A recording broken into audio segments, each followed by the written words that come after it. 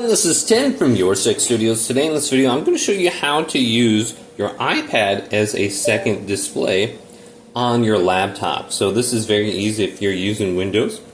You can see I have my iPad right here, I have my main display, I have a second monitor, and then I have my iPad. So this is very easy to do. Now what you want to do is go on over to your computer and then just open up a internet browser. So let's open one of these up right now.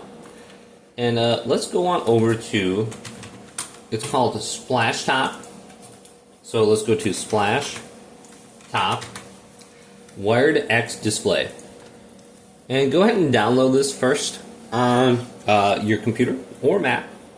So just go to download right here. Now I already have it downloaded. So this is what it looks like when you download it and install. And it doesn't take very long. Now I'm going to unplug this from my computer. Swipe up, and we need to go ahead and get this application on our iPad. And it's actually really easy. So let's go to App Store,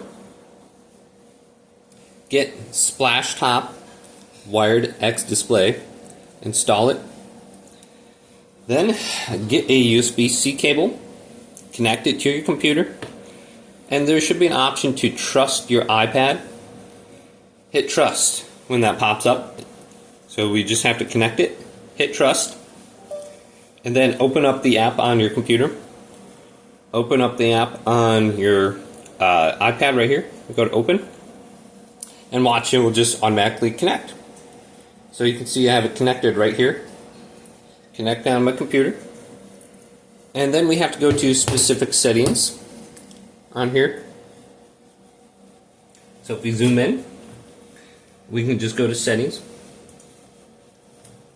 go to system, go to display, and then we can go to the monitor, and then we can go down, and we can change the different options under here,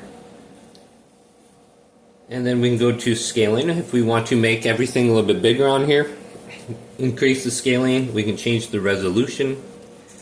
We can change the orientation from landscape to portrait, up and down. So you can decide which one you want.